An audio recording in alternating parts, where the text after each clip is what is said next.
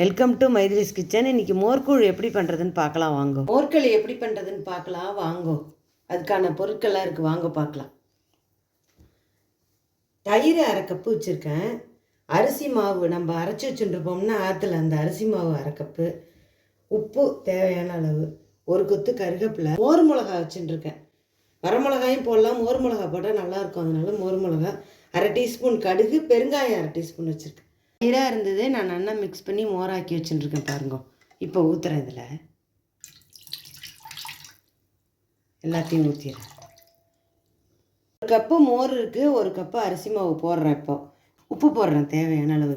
இப்போ இதை நல்லா நம்ம கரைச்சி வச்சுட்டுருவோம், அப்போ தான் கலரை நல்லாயிருக்கும். கரைக்கிறதுக்காக கொஞ்சம் தண்ணி ஊற்றிக்கிறேன், ஏன்னா போகாது, நல்லா வேகணும்ல அரிசி மாவு, அதனால் இப்போ நல்லா மிக்ஸ் பண்ணிக்கலாம். நம்ம கை வச்சு கலந்தால் தான் இது இதுவாக இருக்கும். நான் கலந்துட்டு காமிக்கிறேன். இதுமாரி தான் கரைச்சிக்கணும், ஸ்பூனில் கரைப்படாது, இது ஒன்று சேர்ந்து நல்லா கரையும். இப்போ மோர், அரிசி மாவு, உப்பு 3ம் போட்டு கரைச்சி வச்சுட்டேன். எப்படி பண்ணுறதுன்னு பார்க்கலாம் வாங்க.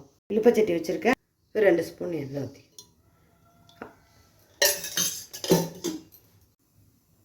மோர் மிளகாய் நல்லா இது பாருங்க, இதுமாரி கிள்ளிக்கலாம். நான் ஆற்றுல போட்டு வச்சுட்டுருக்கேன், அதனால் எனக்கு மோர் மிளகாய் இருக்குது, அதனால் அதில் பண்ணுறேன். இந்த மாதிரி கிள்ளி வச்சுக்கோங்க, இல்லாதவா வரமிளகா போட்டுக்கலாம், அது ஒன்றும் தப்பு இல்லை. இது நான் இதில் போடுறேன்.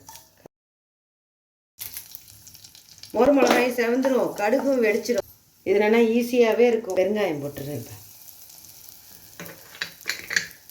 இது எங்கள் அம்மா சொல்லி கொடுத்த ரெசிபி, பாட்டி காலத்துலேருந்தே பண்ணுவா. இது பண்ணி பாருங்க, ரொம்ப நல்லா இருக்கும். ஒருத்தர் ஒரு மெத்தடில் பண்ணுவா.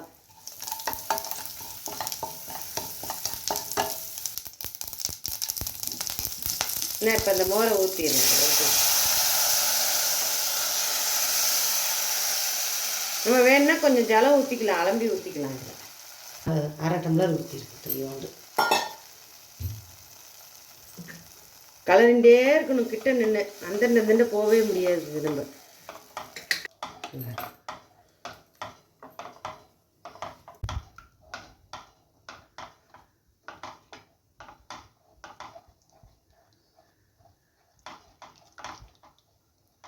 நல்லா கலர்னா வெந்து மேலே வரும்.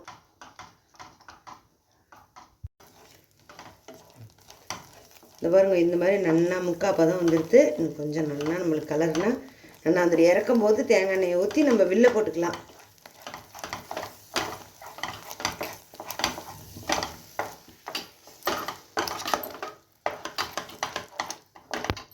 நான் கொஞ்சமாக போட்டிருக்கிறதுனால கொஞ்சமாக கிண்டுறேன். மனுஷன் நிறையா இருந்தால் நம்ம நிறையா போட்டுக்கலாம்.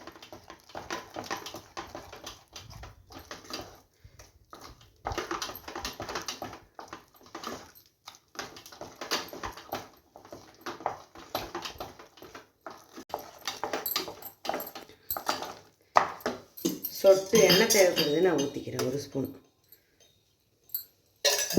எண்ணெய் தான் கொஞ்சம் கூட வாங்குவேன். இது முதல்ல 2 ஸ்பூன் ஊற்றினோமா, இப்போ 1 ஸ்பூன் ஊற்றிருக்கேன்.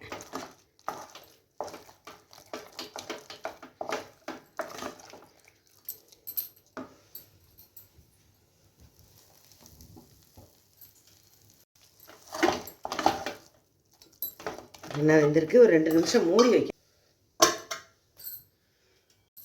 இப்போ நம்ம திறந்து பார்க்கலாம் எப்படி இருக்குங்க. இப்போ கலர்லாம் பாருங்கள், நல்லா வெந்திருக்கு. ஆஃப் பண்ண வேண்டியதான். எப்படி வெந்திருக்குன்னு இப்போ நான் சொல்கிறேன் பாருங்கள். வரேன், கையில் நல்லா தண்ணியை நினச்சிக்கிட்டேன். இப்போ இப்படி தொட்டால் ஒட்டாமல் வரும் பாருங்கள். தண்ணி இருக்கிறதுனால சுடாது, பயப்படாமவே தொட்டு பார்க்கலாம். இப்போ கடைசியாக தேங்காய் எண்ணெய் ஊற்றிக்கலாம், 1 ஸ்பூன். கொஞ்சமாக ஊற்றிண்டா அப்போ நல்லா வாசனையாக கமகமன்னு இருக்கும். தேங்காய் எண்ணெய் ஊற்றி தான் பண்ணணுமே, வாசனையாக இருக்கும்.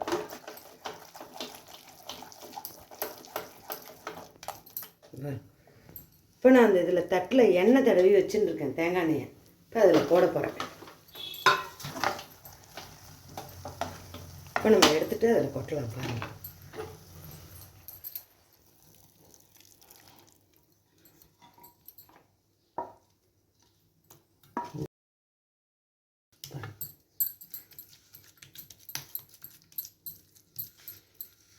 அல்வா மாதிரி துண்டம் போட்டுக்கலாம் இதுக்கு நம்ம துண்டம் போட்டுக்கலாம் அப்படியே. ஆறுனாலும் உங்களுக்கு எடுத்து சாப்பிட்ற மாதிரி இருக்கும், கேக்கு மாதிரி. ஒரு 5 நிமிஷம் ஆறுனா போதும்.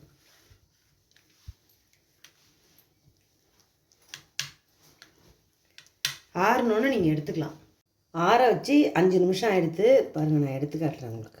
இதோ பாருங்கள், இந்த மாதிரி இருக்கும். 5 நிமிஷம் ஆனால் இந்த மாதிரி நல்லா கெட்டியாக ஆகிடும்.